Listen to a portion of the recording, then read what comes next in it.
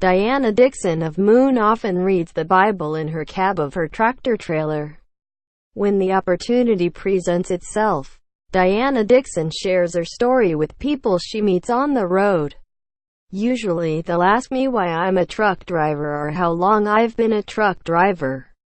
And I'll say I've been a truck driver a while, but I took a little break, she said. When they ask why, she tells them in a sentence, I stopped to help at an accident, and the pickup I went to go help got hit by a semi, and I jumped off of a 30-foot bridge. Ms. Dixon, who turned 55 on deck 26, wants people to believe in miracles. She is one. She not only survived the leap from that bridge 6 years ago on Interstate 475 in suburban Toledo, Ohio. She learned to walk again after sustaining 24 fractures to her pelvis, 5 broken ribs, a neck fracture, a punctured lung, and a lacerated bladder. To top things off, earlier this year she climbed into an 18-wheeler and restarted her truck driving career with swift transportation, a decision she chalks up to her faith. Plain and simple. I shouldn't be here. I shouldn't be walking. I shouldn't be driving a truck, she said during a stopover at a truck stop in Lake Township, Ohio. My walk with Christ has been amazing. Ms. Dixon, who lives in Moon, was one of the Good Samaritans who pulled over early in the morning August 4, 2011 after a pickup and a tractor-trailer collided on I-475. The initial accident turned deadly when another tractor-trailer came over the interstate bridge a few minutes later and slammed into the disabled pickup, killing its driver, James South, 68, of Monclova, and motorist Jody Lubas, 40, of Maumee, who had stopped to help. A motorcyclist, Dale Barnheiser, 52, of Grand Rapids, Ohio, became entangled in the crash. He was thrown from his bike and also died that day. Ms. Dixon, who saw the rig barreling toward her, jumped and landed in the grassy median of the Ohio Turnpike below. Amazingly, her cell phone landed face up, and she was able to crawl to it and tell her then fiancé, who she'd been on the phone with, what happened. Then she called 911. Her youngest daughter, Sharon Eichels, a registered nurse who was working in Cleveland at the time, rushed to Toledo. Her mother always had been tough, she said, but even so, Ms. Eichels didn't think she would survive the trauma.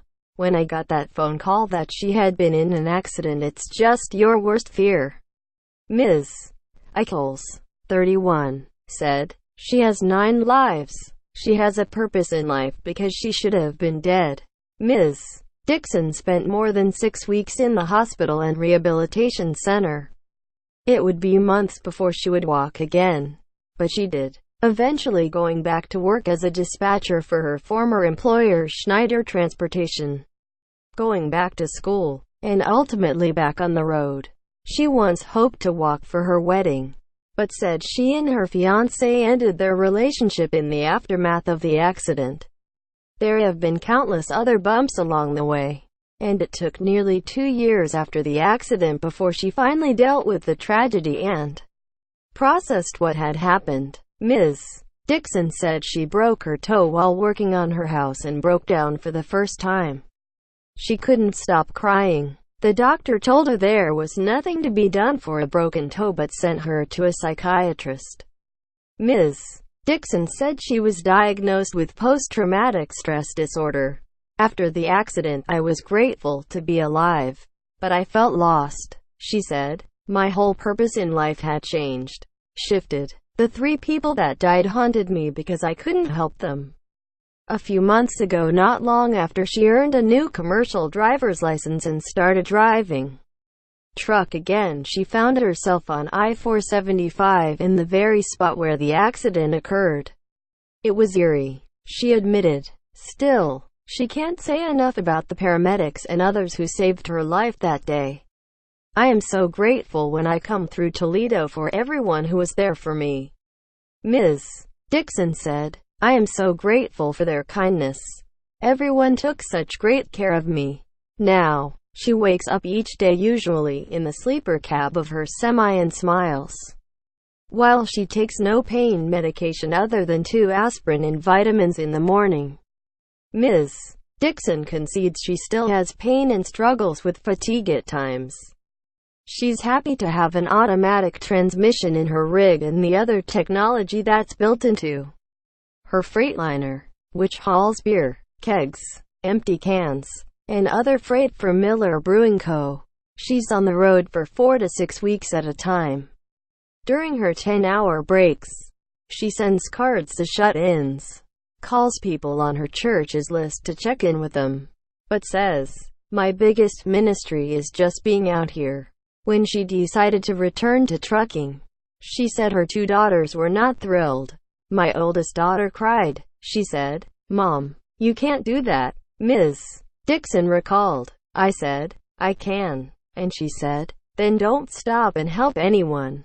So far, she hasn't. Although she's called 911 a few times for motorists and picked up an occasional hitchhiker. "I haven't been presented with an accident that I've had to stop at," Ms. Dixon said. "I know me well enough. I told my kids I wouldn't stop, but I know I would. I would just make sure I was safe." Ms. Dixon loves meeting people, loves her job, loves sharing her message. She said she doesn't tell her story to everyone she meets, but when she does, they want details. "I had one person tell me, 'You almost make me believe in God.' Almost," she said with a laugh. "I'm like, what would it take?" Ms. Dixon said she doesn't hit people over the head with her faith but simply tries to pass on the lessons she's learned so well. Life is short. Don't sweat the small stuff. Tragedy happens, but miracles do too. If I had one message, it would be this. You can't always control what happens to you in this life, but you can control how it defines you," she said. "I chose to become a better person with each trial in my life, not a bitter one." Ms. Dixon said the accident didn't destroy who she was but made her kinder, more loving, a better mother, grandmother, and friend. Her faith is stronger, and she's happier too. "When I woke up alive under that bridge, I knew I was going to have to fight to live.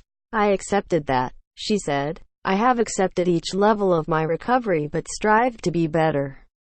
Was it easy? No. There were days when all I had was a glimmer of God's light in my heart. But it was enough for Him to give me hope. The Block News Alliance consists of the Pittsburgh Post-Gazette and the Blade of Toledo, Ohio. Jennifer Fian is a reporter for the Blade.